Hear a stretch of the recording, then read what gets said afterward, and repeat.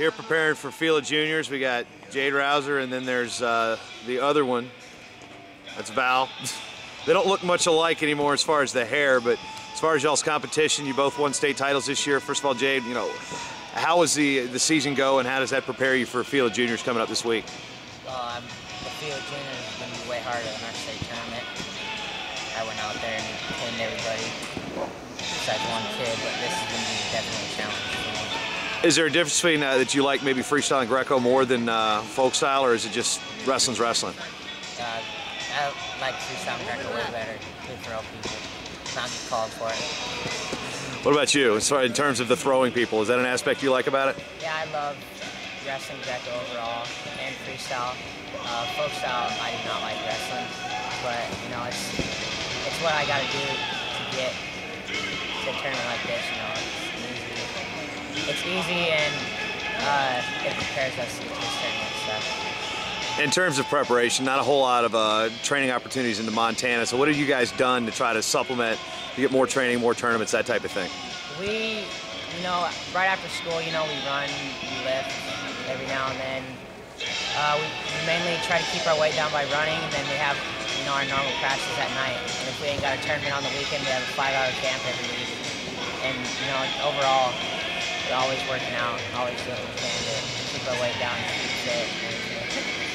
You guys come up with any, I guess, unorthodox training methods to get the weight down and make things not so monotonous in running? No, not really. Just a lot of open land in Montana to run? Oh yeah, especially where we live. It's just a tiny, tiny town. Geographically, Montana's a big state, so help people that want to know exactly kind of where you guys are from and where it is, I guess, in relation to anything they might have heard of, like Canada. We're right below the capital, 30 miles, and that says it all. That's all where we are. There's nothing in talented for us to do besides hang out with friends and wrestle. So do you think that has something to do with y'all's success? It's you kind of isolated, like, all right, well, we wrestle. Why don't we just be the best at it? Because there's, basically, yeah. There's about 2,000 people in our town. That's about it. We don't have any fast food restaurants. You know, nothing for us to overgorge ourselves when we're in our. How many stoplights? One. There's a 4-way stop. Is it a flashing red light? Yep. So it's not even a true stoplight? No. We have about 6 blocks, our main street. We live about a mile out of town. Our wrestling room is right at the end of town, and that's the opposite way of our house. It's about a mile and a half, and that's my main run after school, and then I go down there and ride the bike, the elliptical, ab training, and all that stuff. You know, that's just an easy, quick run for us. And then we have our wrestling practice. What about preparation? How are you guys preparing for this? Obviously, there's the training, keeping your weight down, and you know the transition from the high school season, relatively ending not that long ago, and now actually on the big stage here, also wrestle alongside the U.S. Open is it's something you guys obviously gear up for. But you know, how does the change in training happen? We definitely boost up the intensity in our practices. We try to get in as much technique as possible, as well as live wrestling. You can't really get enough live wrestling in. We just try to incorporate all that, you know, as intense as possible. It's the twin dynamic is also always something that people bring up in terms of training partners, and you guys don't have to look probably maybe the next wall over in your own house. And you know, how do you guys work, feed off each other and train? You know, you guys are on a high level, but you know, how does that help? Well, kind of a loaded question, but yeah, we're practice partners most of the time, and if we're not, then we somehow end up going live the whole time with each other. When we go live, we're battling hard. We won't get mad at each other, not punch each other out. It's good for us. Any other twin combinations you guys have paid attention to? Maybe the Brands, the Paulsons, the Steiners, those type of guys?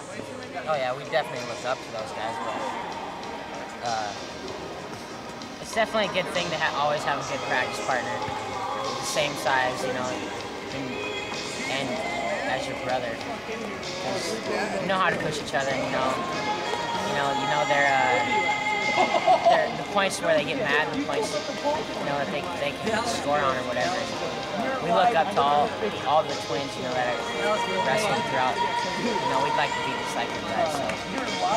Now, as far as you guys, obviously being twins, you guys are pretty much close to the same size, but who makes the decision to go up or down regardless for the season? Is it just who's naturally bigger or what? Yeah, it's mainly just who's naturally bigger, and usually that's me. But do you eat more? Is that why? I'm a little taller, you know, and he's just always been lighter. I mean, our whole life it's been between 20 to 20 pounds. I've been bigger or less. So we're getting closer in weight now, and you know, he was gonna try to make the big cut to 10. He just didn't want to sacrifice feeling like crap, you know. So me and him decided that we were just both going to wrestle 21 and make the best of it. What are the odds you say you guys are going to be at the same weight? So how many times in the past have you guys wrestled each other in tournament finals or along the way? Just once. Just at Fargo, 3rd and 4th. He beat me. I had him. Does he still give you guff for that? Every once in a while. Don't bother me. Oh, it doesn't sound like it. Hopefully, we don't have to wrestle each other in this tournament, but if we do, then... If it happens, you'd prefer to be in the finals, obviously. Yeah. You know, as far as the state pride thing, Montana's got a pretty good wrestling tradition, you know, in pockets, but is there a sense of pride when you guys step on the mat and, you know, you realize you're representing Montana pretty much, and like people are like, Montana, oh, that's those Rousers again. Yeah, because nobody, in the last couple, 5 to 10 years, there's been only a couple kids from Montana that actually placed or won Fargo, and that's us. We've been in the finals every year for Fargo, but it's definitely a good thing that we come from Montana. Tell people that that's where we come from when we're here to wrestle and stuff. They seem to underestimate us. Like they're just those Montana kids, but you know, once they wrestle us, then they get the taste that it's not just from where you live; it's how you train, you know, stuff like that. What's your favorite non-wrestling activity to do up in Montana? It's you know, a lot of hiking, fly fishing, that type of thing. We like to go fishing. We jump cliffs, you know, like into the lake and whatever. That's a good activity we like to do after nationals, you know. It's fun. Float in the river, you know. We ain't got much to do, but everything outdoors. What's the highest cliff you guys have jumped into a lake off of? About 65, 70 feet, probably. Well, it's one thing you guys don't weigh so much. You're not worried about the belly flop and causing some serious damage. We make sure we jump onto our feet.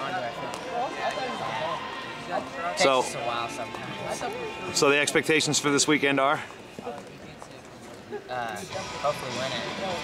It's just hopefully stuff. Well, you never know. You never know. There's some kids out there. We're gonna try our hardest to do what we can to get on the podium, if not win.